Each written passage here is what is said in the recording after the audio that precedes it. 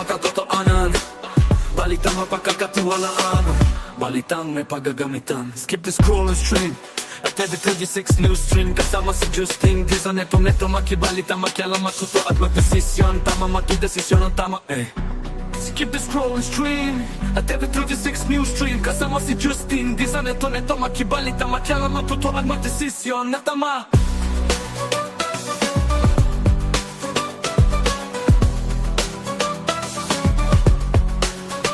Skip the scroll and stream at every 36 news stream. Kasama si Justin Di sa neto makibalita, makialam, matuto at magdesisyon na tama, magdesisyon na tama.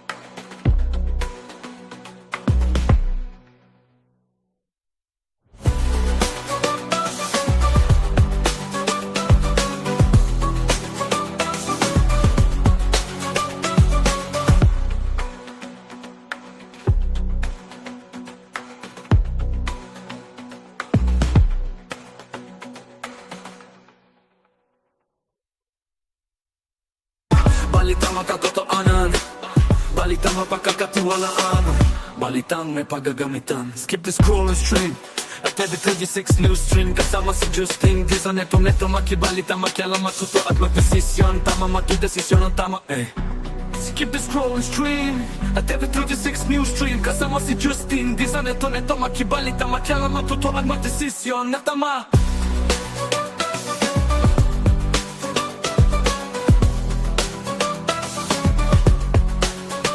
Skip the scroll and stream at every 36 news stream. Kasama si Justin Di sa neto makibalita, makialam, matuto at magdesisyon na tama, magdesisyon na tama.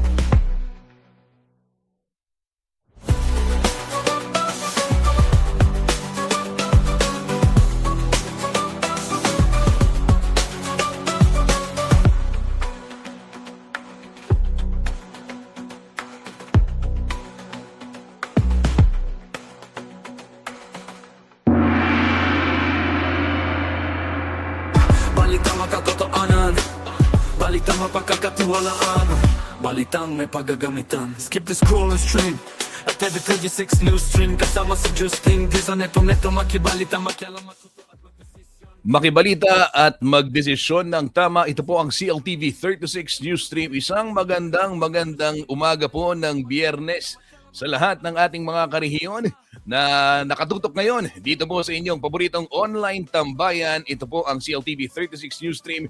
Kabalen, Justin Dizon po. Maghahatid sa inyo ng mga balita at impormasyong makatotohanan, balita at impormasyong mapagkakatiwalaan, at balita at impormasyong may paggagamitan. Yan po ang ating pangako sa halos 2 milyong followers ng CLTV 36 sa iba't ibang social media platforms, lalo na po sa Facebook, kung saan naabot na sa 2 million nga ito, 855,000 na po yung followers natin sa ating CLTV 36 news page. At mahigit 1.2 million naman dyan sa main page. Maraming salamat po mga karehiyon. Hindi lamang sa walang sawang pagtangkilik, kung hindi sa pagbabahagi rin po ng inyong kwento dito po sa inyong istasyon sa Central Luzon, CLTV 36. Live na live ho tayong napapanood sa ating social media platforms, Facebook at CLTV 36 News and at CLTV 36 Official. Live na live din ito sa atin pong YouTube channel at CLTV 36 Official. Kaya naman, yan mga karehiyon, magpadala na po ng stars para patuloy ang ating streaming at pagbahatid ng mga balita at impormasyong makatotohanan dito po sa inyong online tambayan, CLTV 36 News Stream. Napapanood din ang ating programa sa telebisyon nationwide via Signal Channel 115 Yes, Luzon, Visayas at Mindanao. Live na live din tayo via Air Cable Converge, Channel 71. At dito po sa ating 37 cable partners sa Central Luzon, maging sa Free TV, Channel 36 dito po sa Kalakhang, Pampanga.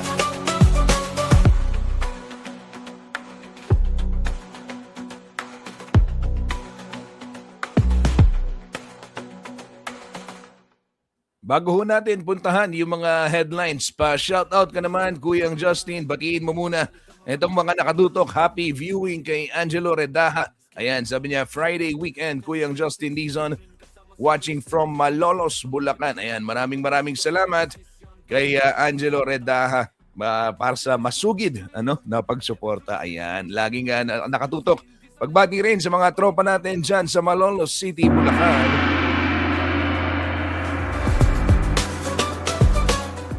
At yung mga tropang bikers, itong si Tratang Bernard Solis, ayan, nag-aaya na nga sabi, pumunta daw kami ng Doña Remedios Trinidad. Kaso ahon lahat yun Hindi kakayanin, si Ray Bravo. Doon lang kami ni Ray Bravo sa mga sa mga patag-patag lang kami ni Ray Bravo magbibisikleta, di ba? Wag niyo na kami ngayain. Hindi, kaya naman, di ba? Pero magti-training si Lolo Ray, di ba? Ayan, kailangan yun mag-training. So from Malolos, babiyahe papuntang DRT, Doña Remedios Trinidad. Ayan, di ba? Angelo, di ba bundok doon? Kasi kailangan paghandaan talaga, di ba? Yan. Yan ho, mga kariyan, kung meron kayong nais ipabati, may mga gusto kayong ipa-shoutout. Ayan, sabi ni Angelo, Payday Friday. Kaya nga, asahan po ninyo yung mabigat na dali ng trapiko. Bago natin silipin ang traffic situation, narito pong mga headlines na ating tatalakayin ngayon dito sa ating programa.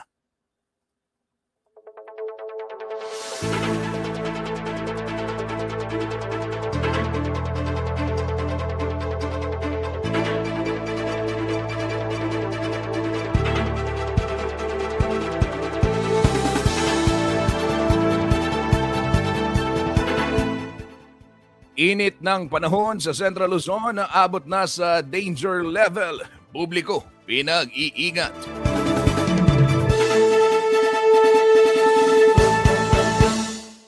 Brownout naranasan po sa iba't ibang bahagi ng Pampanga dahil sa kulang na supply ng kuryente.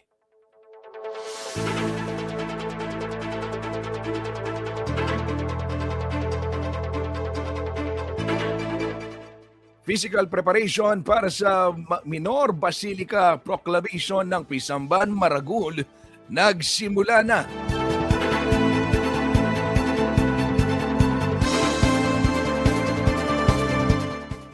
Top 1 most wanted person ng Angeles City nasawi sa engkwentro sa San Manuel, Tarlac.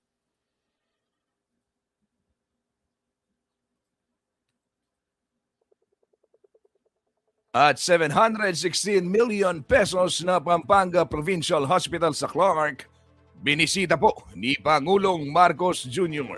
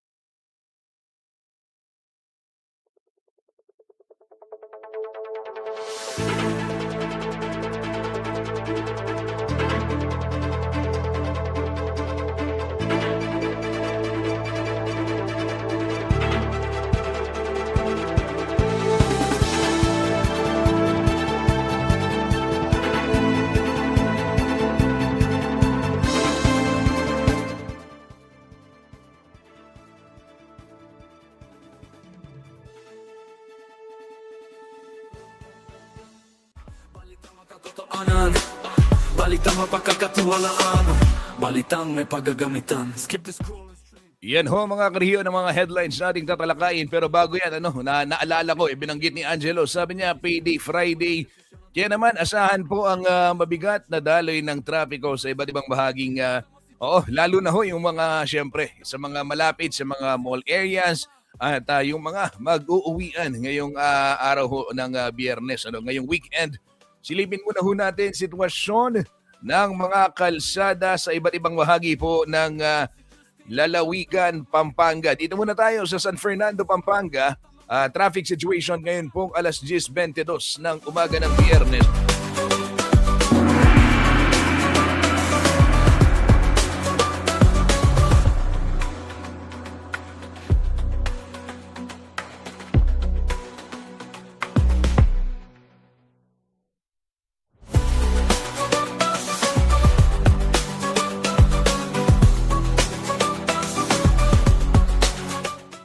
Ito ho mga kariyon, sa mga babiyahe ngayong araw ng Biyernes o di kaya ayan, sa mga lalabas papuntang sa may syudad ho ng San Fernando.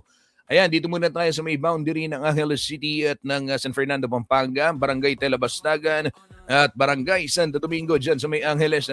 Light traffic dyan sa may Arco, yung boundary po. At dito naman sa may Panings, yung going to Phil-Am Friendship Highway, maluwag din ang sitwasyon o maluwag din ang daloy ng trapiko. Same scenario dyan sa may Holy Angel Village. At dyan sa may bahagi naman ng Baliti, light traffic din. Sa monitoring natin, maluwag din ho ang daloy ng trapiko dyan sa may Sindalan intersection. Sindalan na traffic light portion at dyan sa may Del Rosario intersection, ayan.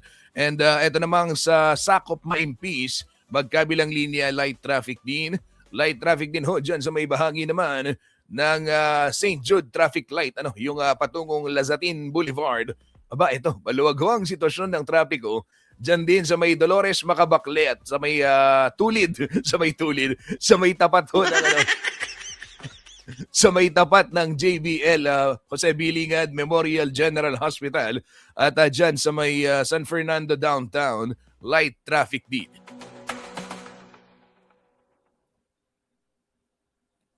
Balitang makatotohanan, balitang mapagkakatiwalaan, balitang may pagagamitan. Skip the scroll and stream at every 36 news stream. Kasama si Justin Di sa neto makibalita, makialam, matuto at magdesisyon. Tama, magdesisyon ang tama, Skip the scroll and stream at every 36 news stream. Kasama si Justin Di sa neto makibalita, makialam, matuto at magdesisyon na tama. Magdesisyon ng tama para naman sa mga babiyahe dyan sa North Luzon Expressway. Sitwasyon po ng traffic ngayong alas 10:25. Ayan, dyan ho sa may Balintawak Toll Plaza, light traffic pa din. At Paso de Blas, Valenzuela southbound ay maluwag din ho ang daloy ng trapiko. May bahagyang pagbabara dyan ho sa pa-exit ng Mindanao Toll Plaza, gawa ho ng nagpapatuloy na construction works dyan sa nasabing area. At dyan naman sa may Libtong, may Kawayan, magkabilang linya, maluwag ang daloy ng trapiko. Bocaue Toll Plaza, yan ay yung patungong norte, makikita na bagamat continuous light traffic flow, ay kapansin-pansin naman ho, yung makapal ng volume ng mga sasakyan ngayong oras na ito. At dyan ho sa may San Fernando Interchange, ganyan din, magkabilang linya, light traffic as of 10:26 ngayon hong Biyernes. Paalala ho ng NLEX, ayan, check ang inyong mga sasakyan, planuhin ang ruta, sumunod ho sa mga batas, at kung kinakailangan ay magpahinga habang bumabiyahe upang hindi po antukin sa kalsada.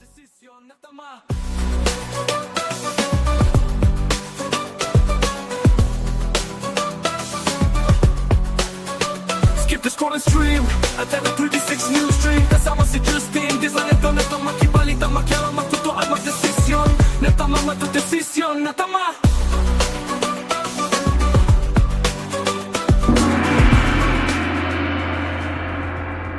Tuloy-tuloy tayo sa balitang may paggagamitan. Sitwasyon naman ho ng trapiko sa iba't ibang bahagi ng lalawigan ng Bataan ng ating tignan sa oras na ito. Balanga Layak bound o Layak Balanga bound, light traffic. Konting antayan lang ho dyan sa may intersection. Dyan sa may traffic light portion, Dyan sa bahagi naman ng Hermosa SC Tech southbound ay maluwag din ho ang daloy ng trapiko. Light traffic din sa may Coolies Crossing, ganyan din sa may Rotary, Balanga, dyan sa may Abukay. Ay napakaluwag ho ng kalsada, kaya naman nakakatempt, di ba? Na magpatakbo ng mabilis. Skip the scrolling stream. Kaya po paalala ng provincial government ng Bataan, ito mahigpit pong ipinatutupad yung mga speed limit, kahit na maganda at maluwag ang kalsada, abay hanggang 70 lamang ang mga PUV. 60 naman yung mga motorsiklo, 50 itong mga malalaking truck at bus, at yung mga pribadong sasakyan, 80 lamang, kaibigan. Skip the scrolling stream at the 36 news stream. Kasama si Justin, di sa neto makibalita, makialam, magtutuan, magdesisyon. Natama, matudesisyon, natama.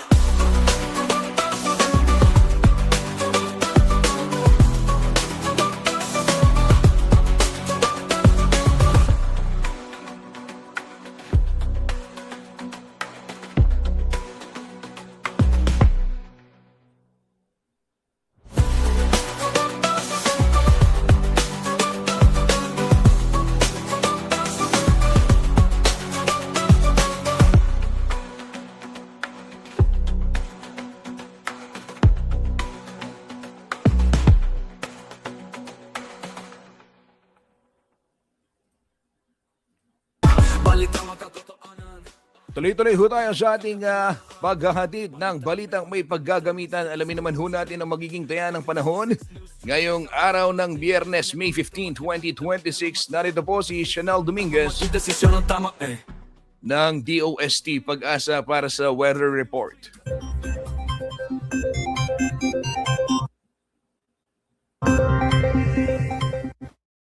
Magandang umaga po sa ating lahat. Narito ang ating weather update para sa araw ng Biyernes, May 15, 2026. Yung low pressure area sa loob ng ating Philippine Area of Responsibility na si dating Kaloy ay patuloy pa rin po nating minomonitor. Ito'y huling namataan sa layong 1,055 kilometers east ng southeastern Luzon. Malayo naman ito sa ating kalupaan kaya wala itong direktang epekto o naasahan na pag-ulan na dala nito. Mababa na rin po yung tsansa nito na maging isang ganap na bagyo muli. Para sa magiging panahon natin ngayong araw dito sa Luzon, yung buong Luzon ay makakaranas ng maaliwalas na panahon. Pero asahan din po natin yung init at alinsangan lalo na sa tanghali hanggang hapon na may mga posibilidad ng isolated rain showers o kaya mga localized thunderstorm pagdating sa hapon at sa gabi. Agwat ng temperatura para sa Metro Manila, 27 to 35 degrees Celsius. Lawag, 24 to 32 degrees Celsius. For Tuguegarao, asahan natin ng 27 to 39 degrees Celsius. Baguio, 18 to 26 degrees Celsius. Tagaytay, 24 to 33 degrees Celsius. At Legazpi, 25 to 34 degrees Celsius. Ngayon din dito sa may Palawan, buong Visayas at Mindanao, maaliwalas din na panahon ang ating inaasahan. Pero yun din po, asahan din natin yung init at alinsangan pagdating sa tanghali hanggang hapon. Then mataas yung tsansa ng mga localized thunderstorm lalo na dito sa may Mindanao. Agwat ng temperatura para sa Kalayaan Islands at Puerto Princesa, 26 to 34 degrees Celsius. For Iloilo, 25 to 33 degrees Celsius. Cebu, 26 to 34 degrees Celsius. For Tacloban, 27 to 35 degrees Celsius. Cagayan de Oro, 26 to 33 degrees Celsius. Zamboanga, 25 to 35 at Davao, 26 to 34 degrees Celsius. Para naman sa ating heat index na nilabas kahapon, dito sa Metro Manila nakapagtala tayo ng 42 degrees Celsius. At ang pinakamataas natin na itala ay 46 degrees Celsius dito sa dalawang lugar sa Tuguegarao City, Cagayan at Kasiguran, Aurora. Para sa ngayong araw, inaasahan pa rin natin dito sa Metro Manila ang 42 degrees Celsius na heat index or damang init po natin. Inaasahan natin ang pinakamataas nating maitatala ay 44 degrees Celsius. Dito ito sa may Tugigaraw City, Cagayan, ilang lalawigan dito sa atin sa may Central Luzon, Sangli Point, Cavite at ilang lugar dito sa may Eastern Samar. Pinapaalalahanan po natin yung mga kababayan po natin, yung exposure po sa mainit na panahon ay may risk po sa ating kalusugan. Iwasan natin lumabas na tanghali hanggang hapon, pero kung hindi po natin may iwasan ay magdala po tayo ng pananggalang sa init, magsuot po tayo ng light colored shirts at uminom po tayo ng maraming tubig. Tayo nakataas na anumang gale warning sa anumang seaboards ng ating bansa. Ang sunrise mamaya ay 5:28 a.m. at ang sunset mamaya ay 6:17 p.m. Para sa karagdagang impormasyon, bisitahin ang aming mga social media pages at ang aming website pag-asa.dost.gov.ph. At yan po muna ang latest dito sa Pag-asa Weather Forecasting Center. Chanel Dominguez po at magandang umaga.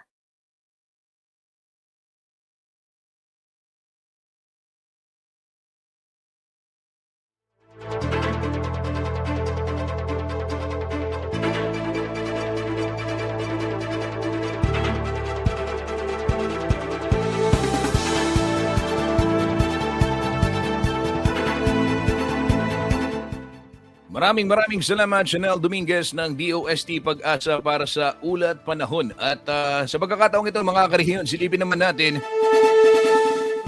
ito po na heat index forecast sa iba't ibang bahagi ng Central Luzon. Ayon ho sa Weather Bureau ay meron ng ibang mga lugar ang umabot na doon sa danger level yung heat index. Ibig sabihin, posible pong maranasan yung heat exhaustion at heat stroke kung hindi maagapan at kung labis yung exposure sa matinding init ng panahon. Kapilang ho dito yung dito sa Central Luzon, batay na rin sa monitoring dyan sa may Central Luzon State University o CLSU Muñoz, ay 44 degrees Celsius yung heat index ngayong araw.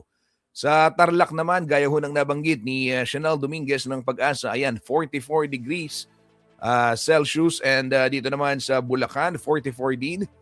Aurora, 42. At 43 dyan sa may Kasiguran. At Pampanga, 41 degrees Celsius. Zambales, 41 sa may Iba at 42 naman sa may Olongapo. At sa may Abukay, Bataan, 38. Habang sa, itong Nueva Ecija, 44. Ayan po. Kaya naman, paalala ho sa mga karehiyon natin, iwasan ho yung pagsasagawa ng nakakapagod na aktibidades sa kasagsagan ng init ng araw. At kung hindi naman ay palagian po ang pag-inom ng tubig at yung pagsusuot ng preskong damit, makakatulong ho ng malakihan upang mapababa yung temperatura.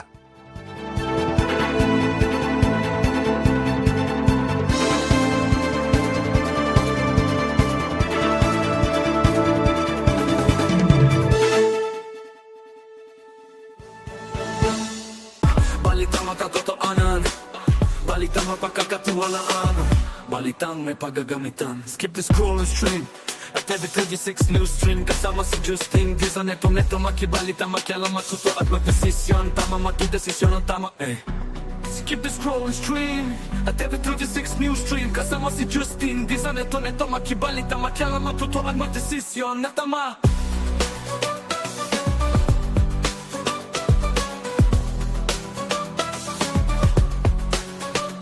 The scroll and stream at every 36 news stream. Kasama si Justin Giza, neto makibalita, makialam, matuto at magdesisyon na tama, magdesisyon na tama.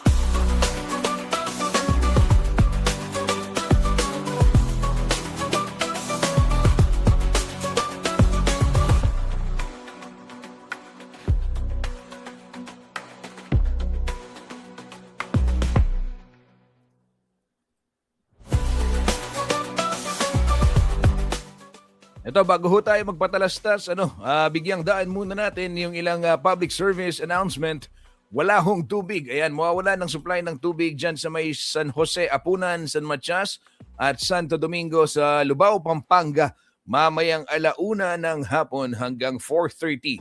Dahil merong flushing activity yung gagawin yung Prime Water. Sa Angeles City naman, Metro Gate Subdivision, Barangay Kapaya, 3:00 hanggang 5:00 ng hapon ngayong araw. Mawawalan din ho ng supply ng tubig gawa ng flushing activity ng Prime Water. Yan ho yung ilan sa mga public service announcement at scheduled water supply interruption sa iba't ibang bahagi ng Pampanga. Skip the scroll and stream at the 36 News Stream. Kasama si Justin, di sa neto makibalita, makialam, matuto at magdesisyon. Natama, matudesisyon, natama. Isang mabilis na patalastas lamang sa ating pagbabalik. Talakayin ho natin yung mga headlines na dapat ninyong malaman ngayong araw ng Biyernes. Huwag ho kayong bibitiw mga karehiyon. Magbabalik po ang CLTV 36 News Stream.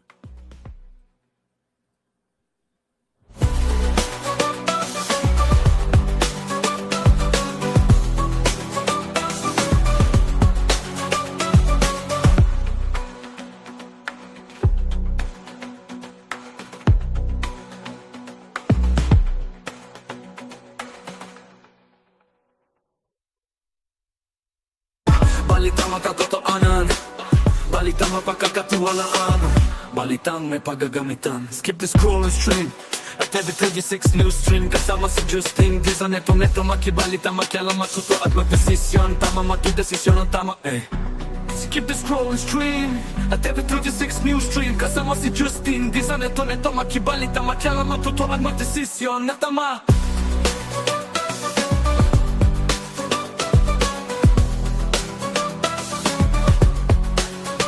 Skip the scroll and stream at every 36 News Stream. Kasama si Justin, di sa neto makibalita, makialam, matuto at magdesisyon na tama, matudesisyon na tama.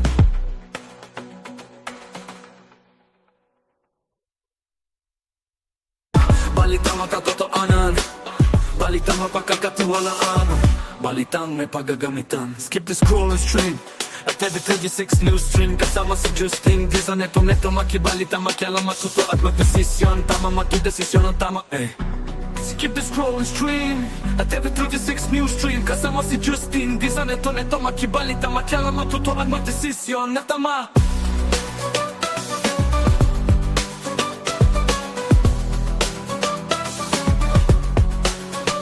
Skip the scroll and stream at every 36 News Stream. Kasama si Justin, di sa neto makibalita, makialam, matuto at magdesisyon na tama, matudesisyon na tama.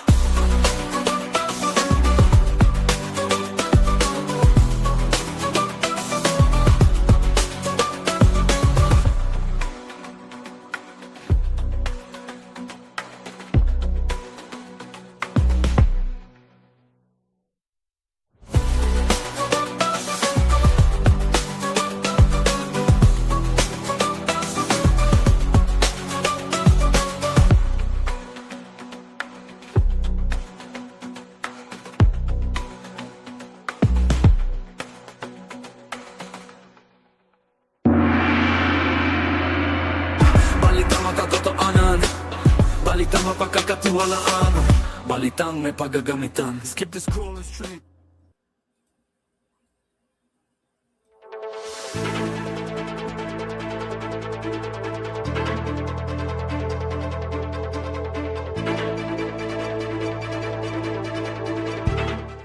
Nagbabalik po ang CLTV 36 News Stream at narito na po ang mga headlines ngayong araw ng Biyernes.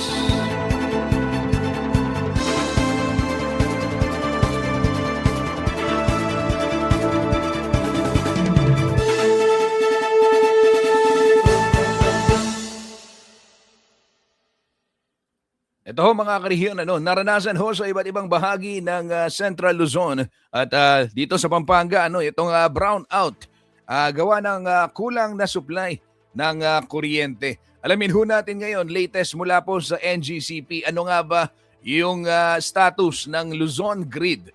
So ito ho mga karehiyon, babanggitin ni Kuyang Justin. Mamayang alas 3 hanggang alas 10 ng gabi, so alas 3 ng hapon, 3 p.m. to 10 p.m.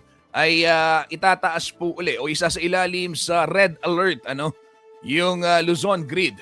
And 1 p.m. to 3 p.m. yellow alert, 10 p.m. to 11 p.m. ay yellow alert din. So yung 3 p.m. to 10 p.m. po, posibleng makaranas muli ng power interruption sa iba't ibang bahagi po ng Luzon. Gawa ho nitong kulang na supply ng kuryente, yung manipis na supply. Pagka sinabing yellow alert, hindi po sapat yung supply para po sa contingency. Pag sinabing red alert, hindi sapat yung actual supply o yung supply para sa actual demand. Kaya po nagkakaroon ng rotating brownout.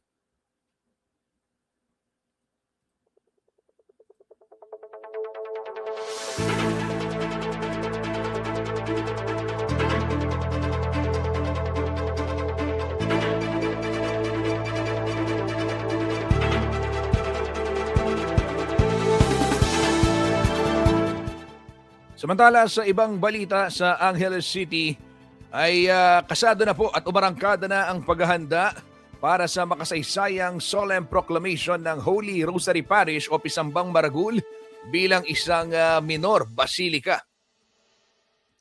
Sinimulan na ho ng City Engineer's Office ang paglalagay ng mga tarpaulin at information material sa mga pangunahing kalsada upang maipaalam sa mga deboto at bisita ang nalalapit na okasyon at matiyak na magiging maayos ang daloy ng selebrasyon.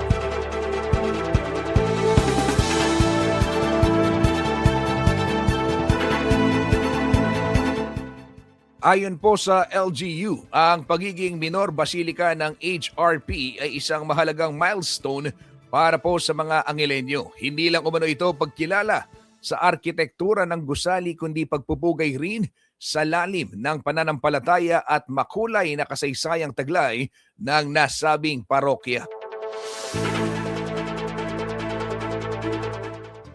Bahagi raw ang paghahandang ito sa pagpapahalaga ng lungsod sa kanilang religious heritage at sa layuning mapalakas ang lokal na turismo. Kaugnay nito, inaanyayahan po nila ang publiko na makiisa sa mahalagang yugto para sa Pisambang Maragul at sa buong Angeles City. Nakatakda pong ganapin ang solemn proclamation sa darating na June 10, 2026, ganap na alas 9 ng umaga.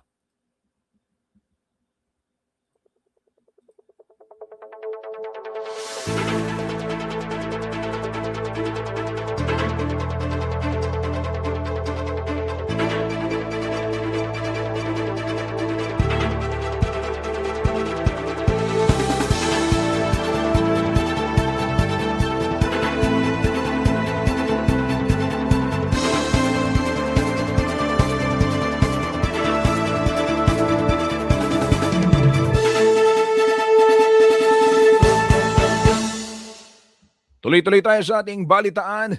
Nasawi po sa isang police operation ang top 1 most wanted person ng Angeles City na kinilala sa alias na Bungo. Si Bungo ay residente ho ng Sitio Maligaya sa Barangay Kutkut. Hapon po nitong Miyerkules May 13 nang nagtungo ang Angeles City Police Station 5 at City Intelligence Unit personnel sa Barangay Salcedo, San Manuel, Tarlac, kung saan ho kasalukuyang nananatili si Bungo. Target sana nilang ihain po yung warrant of arrest laban sa suspect para sa kasong homicide at slight physical injury. Ngunit sa kalagitnaan po ng operasyon, tumalon daw ang suspect sa ilalim ng tulay at nagpaputok umano ng baril sa mga pulis. Gumanti rin ng putok ang mga operatiba. dahil ho dito ay nagtamo si alias Bungo ng tama ng bala sa iba't ibang parte ng katawan. Agad ho siyang isinugod sa Conrado Estrella Regional Medical and Trauma Center sa Rosales, Pangasinan. Ngunit idineklarang wala ng buhay. Nagsagawa na rin ng inisyal na investigasyon ng SOCO sa crime scene para ho sa tamang dokumentasyon at pagkalap ng mga ebidensya.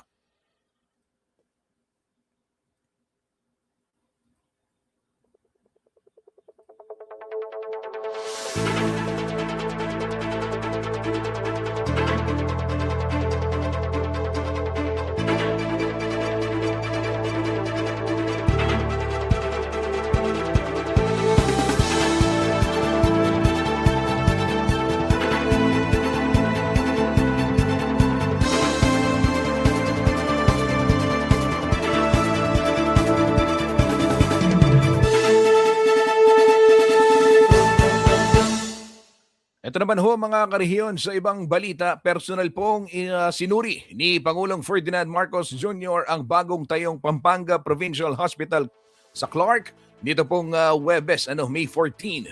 Mahigit 601 million pesos ang inilaang pondo para ho sa pagtatayo ng 3 palapag na pagamutan na matatagpuan po sa Changi Gateway, Clark Global City.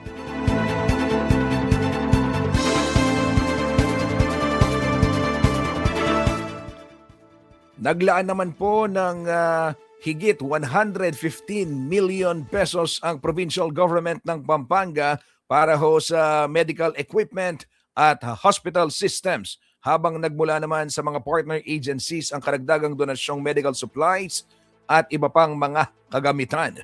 May kabuang 143 bed capacity ang naturang ospital, kabilang ho yung 17 private rooms, 16 semi-private rooms at 110 ward beds upang mapagsilbihan itong mga pasyente. Inaasahang makatutulong ang bagong pasilidad sa pagbawas ng siksikan sa ibang ospital sa probinsya at mapabilis ang pagbibigay ng serbisyong medikal sa mga mamamayan ng Central Luzon.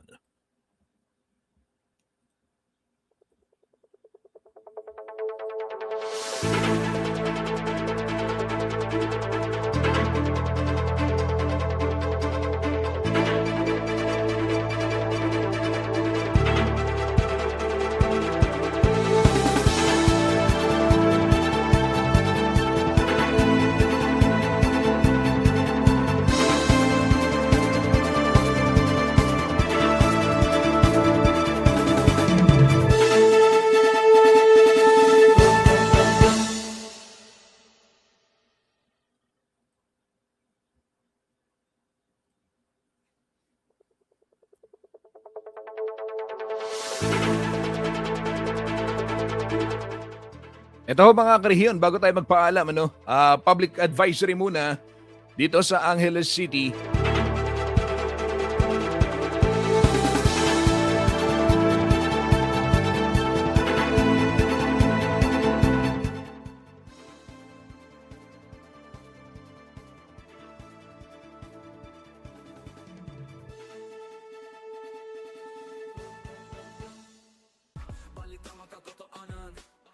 Ongoing ho ngayon ang road works dyan sa Barangay Mining. At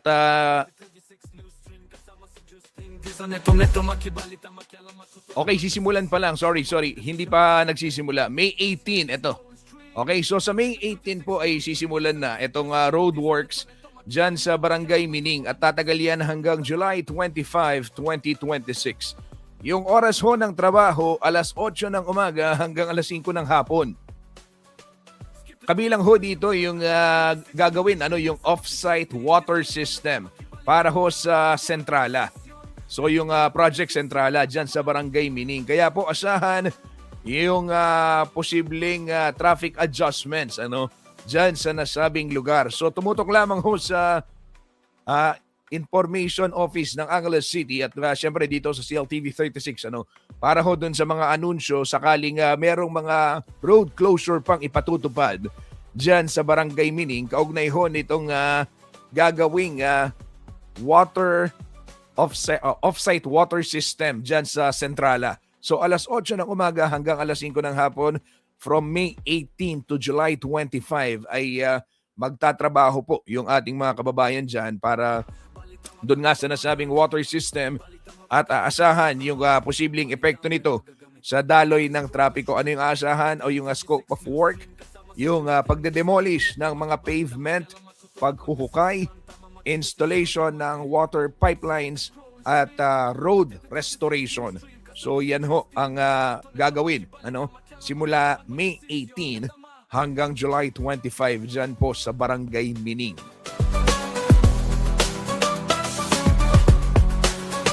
Skip the scroll and stream at the 36 News Stream. Kasama si Justin, di sa nito na makibalita.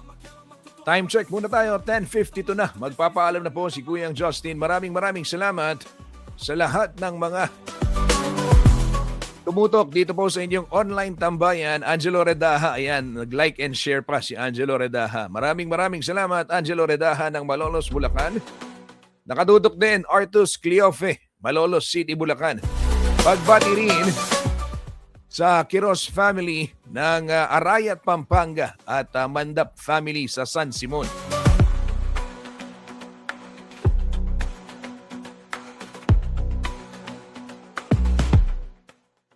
Para ho sa mas maraming mga balita, i-follow na at mag-subscribe na po sa YouTube channel ng CLTV 36. Ayan, at CLTV 36 Official. Mag-follow na rin sa ating social media pages. Hindi lamang po sa Facebook, maging sa TikTok.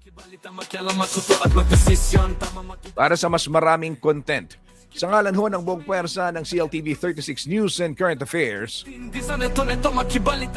Para ho sa mga balitang makatotohanan, balitang mapagkakatiwalaan at balitang may paggagamitan. Ito po si Justin Dizon. Ito po ang CLTV 36 News Stream. Maraming salamat po. At the 36 News Stream. Kasama si Justin Dizon. Ito na itong makibalita, makialam, matuto at magdesisyon. Natama matudesisyon, natama.